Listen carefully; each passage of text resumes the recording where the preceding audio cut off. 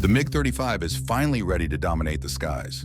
Since the development of this magnificent aircraft, the aviation world has buzzed with excitement, and news of its mind-blowing capabilities has spread far and wide, piquing the curiosity and interest of other technologically advanced nations. However, the truth of this aircraft has finally been revealed, and it is as shocking as the development of the fighter jet itself. What secret has finally been revealed to the world? The MiG-35 truly the Lord of the Skies? Join us as we unveil the mystery behind one of Russia's most powerful fighters, the MiG-35 that just attacked the Middle East. In the nearly 7 years since its introduction into the Russian Air Force, the MiG-35 has remained a subject of hype and speculation.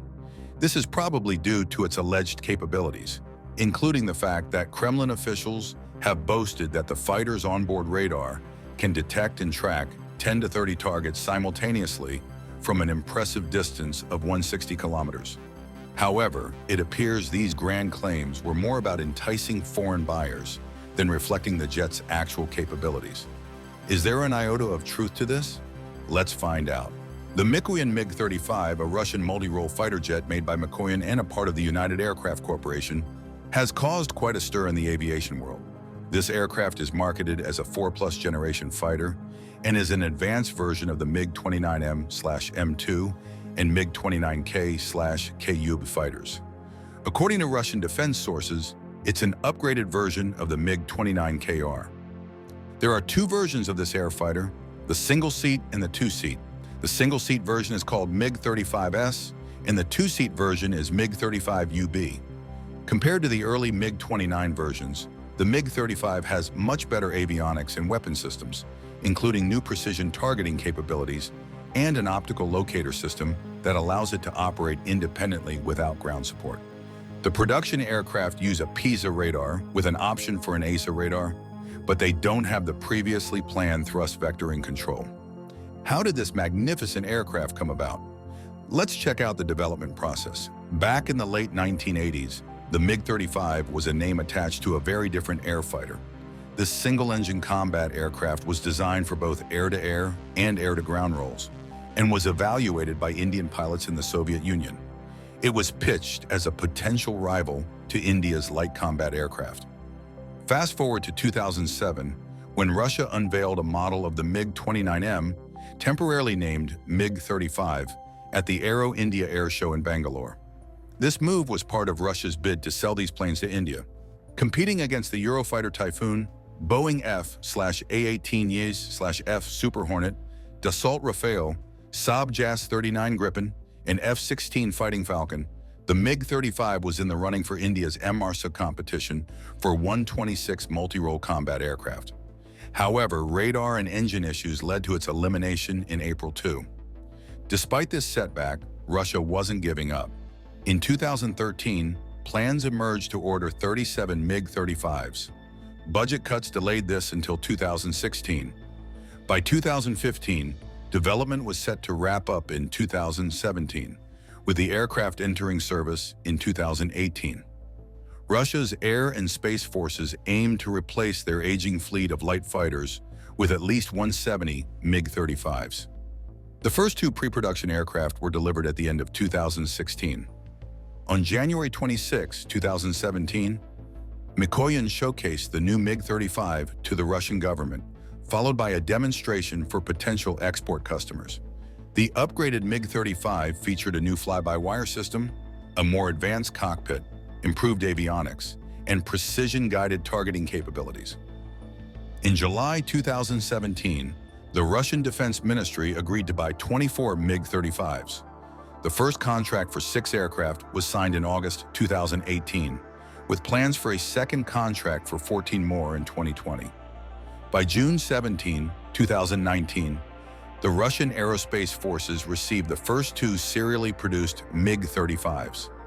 At the MAX 2019 Air Show, Mikoyan unveiled a new MiG-35 mock-up with further refined design and features aimed at the export market, signaling their commitment to continual improvement in international sales. By April 2010, Two new MiG-35 demonstrators were in the air, participating in India's MMRCAA trials. The MiG-35D-967 sported an AESA radar. In September 2016, the first MiG-35s were delivered to the Russian Aerospace Forces for flight testing. The MiG-35 UB-712 was officially demonstrated to both the Russian government and export customers in January 2017.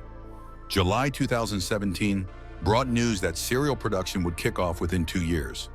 In February 2017, a contract was signed for 2 more pre-production aircraft, joining the testing brigade.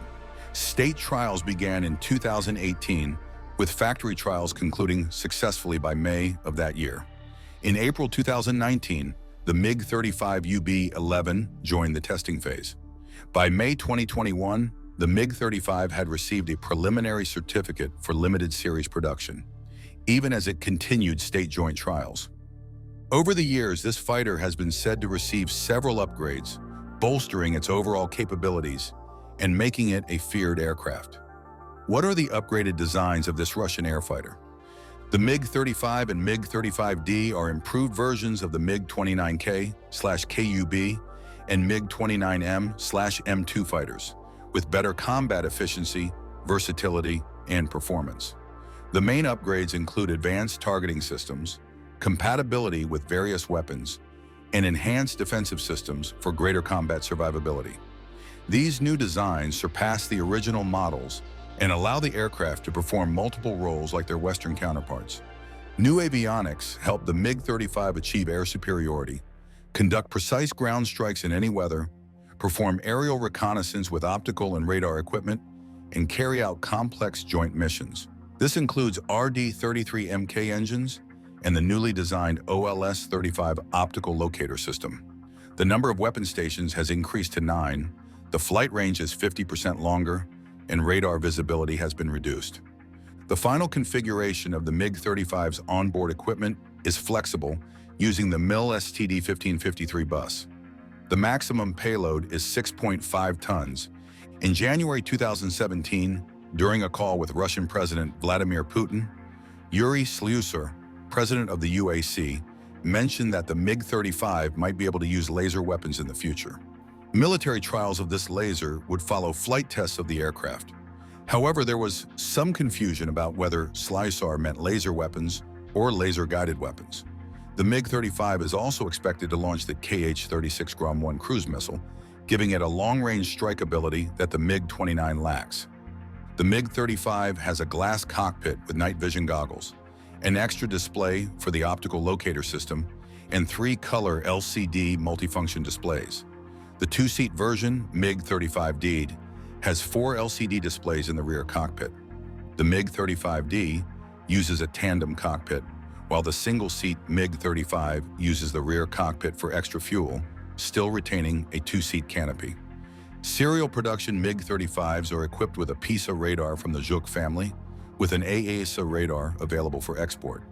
The MiG-35 features the OLS-UEM electro-optical targeting station for infrared target detection, capable of spotting airborne threats up to 55 kilometers away and covering a wide range of angles. The system includes an infrared search and track sensor, a TV camera with infrared capability, and a multi-mode laser rangefinder with up to 20 kilometers detection range. Additionally, the OLSK/OLSKE targeting system under the right engine nacelle detects ground targets up to 20 kilometers and sea targets up to 40 kilometers. For protection against surface-to-air missiles, the MSP-418KE compact active jammer pod can be mounted on any of the aircraft's 9 hardpoints. Future upgrades for the MiG-35 may include automatic landing, G-force protection systems, a voice assistant, and a smart target identification system based on neural networks, depending on customer requirements. Russia has been promoting the MiG-35 capabilities, highlighting its improved avionics and advanced weapon systems, including the new Phasotron Zhuk active phased array radar. This radar can detect multiple targets, reportedly tracking up to 30 targets and engaging 6 simultaneously, with a forward system capable of detecting threats from at least 50 kilometers away. It is also claimed to be resistant to electronic countermeasures and has a longer detection range than previous Russian radar systems. However, the system's actual performance has yet to be verified. The MiG-35 is equipped with two Klimov RD-33 Mk afterburning turbofan engines, allowing it to reach a maximum speed of Mach 2.25 and a combat range of about 620 miles. It has 9 hardpoints for carrying a variety of missiles, rockets, and bombs, including K-31A anti-ship missiles, K-31P anti-radar missiles, 29T missiles, and CAB-500 KR TV-guided bombs. The aircraft is also armed with a 30mm cannon, but carries only 150 rounds of ammunition. Despite being designed for export, Russia remains the sole operator of the MiG-35, with production being slow. India had considered the MiG-35 for its multi-role combat aircraft competition, but was reportedly dissatisfied with its radar and thrust capabilities. Other countries, including Argentina, Bangladesh, Egypt, Malaysia, Myanmar, and Peru, have also considered the aircraft, but none have been delivered. The MiG-35 faces the same production challenges as the fifth-generation Sukhoi Su-57 stealth fighter and the T-14 Armata main battle tank, with Moscow unable to build enough of them. Only about half a dozen MiG-35s have been delivered to Russian forces. Although Sergei Korotkov of the UAC claimed the MiG-35 was deployed to Ukraine, there is no evidence to support this statement beyond Russian media reports. However, Russia's continued promotion of this air fighter's advanced weapons often lacks evidence, making it difficult to accept the MiG-35 as more than a prototype of a MiG-29K variant. Let's explore the features of another Russian fighter whose development came as a shock to the aviation world and improved the image of the Russian Air Force. The Sukhoi Su-57, also known as the Phelan by NATO, is a twin-engine stealth multi-role fighter aircraft developed by Sukhoi. It was created as part of the PAC-FA program, which started in 1999 to provide a more modern and affordable alternative to the older MFI project. Sukhoi's internal name for the aircraft is T-50. The Su-57 is the first stealth aircraft in the Russian military and is intended to be the basis for a new family of stealth combat planes. This aircraft can perform various roles, including air combat and ground and maritime strikes.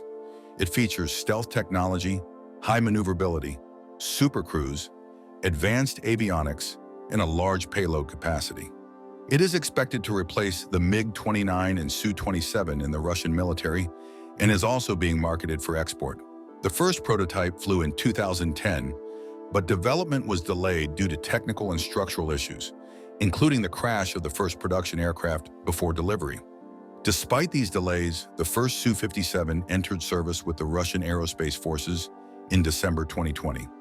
As of now, 30 units have been built, including 10 test models and 22 serial production models. The Airfighter is a fifth-generation multi-role fighter and the first stealth aircraft for the Russian military. It emphasizes stealth, super maneuverability, large internal payload bays for versatility, and advanced sensors like active phased array radar integrated for high automation. Sukhoi used the Lockheed Martin F-22 as a model, but aimed to fix its limitations, such as the inability to use thrust vectoring for roll and yaw, insufficient payload space, and post-stall recovery issues if thrust vectoring fails. Sukhoi felt the Raptor wasn't suitable as a multi-role fighter because it was too focused on air-to-air combat. This advanced aircraft features a wide blended wing body with two spaced engines, all moving horizontal and vertical stabilizers, and trapezoid wings with flaps and ailerons. It has thrust vectoring and extensions to improve maneuverability and stall recovery. To air brake, it uses deflected ailerons, flaperons, and vertical stabilizers. The structure uses a mix of aluminum, titanium, and composites. Designed as a multi-role aircraft, the Su-57 has large internal payload bays for various weapons, reducing drag and preserving stealth. It can perform high angles of attack maneuvers like Pugachev's Cobra, achieve speeds of Mach 2, and supercruise at Mach 1.3. It has a supersonic range of over 1,500 kilometers, more than twice that of the Su-27, with an extendable refueling probe to increase range further. As Russia's first stealth fighter, it uses various methods to reduce radar detection, similar to the Raptor. Its edges are angled to reflect radar waves away, and weapons are stored inside to keep its shape stealthy.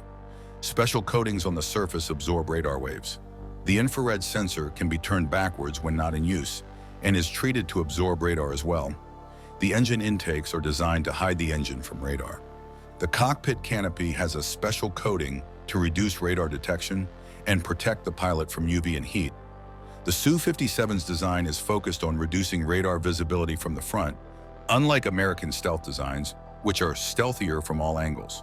It is harder to detect with high-frequency radars used by other planes, but can be seen with low-frequency radars like those used for weather and early warning.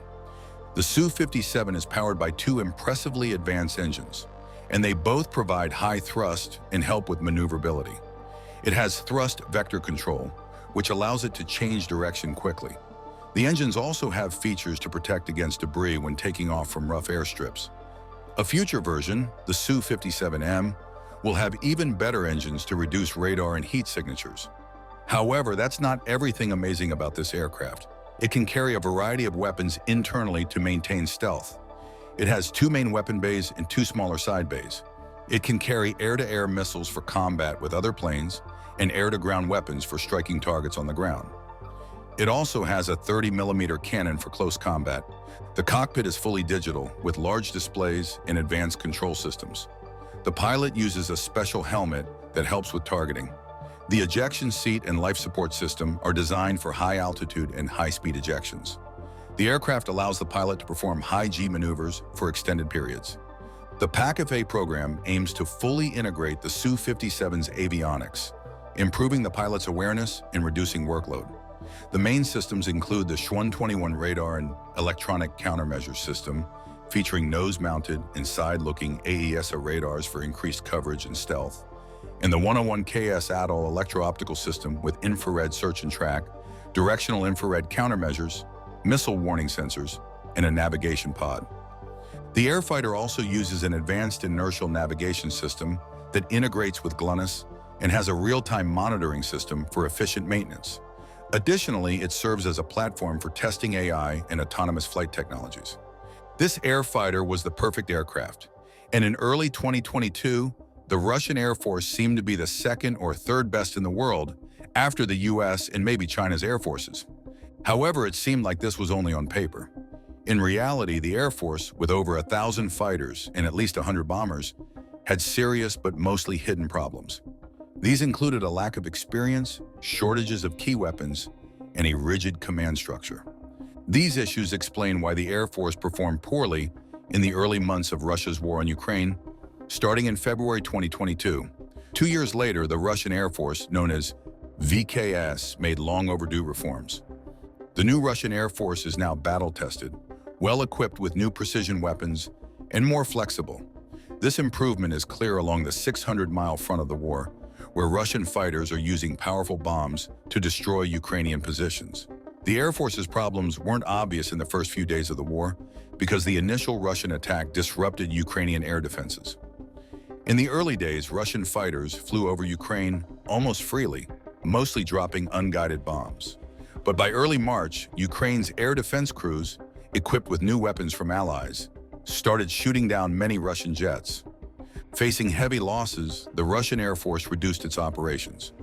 According to the Royal United Services Institute in London, missions beyond the front lines became too costly in March and stopped by April 2022.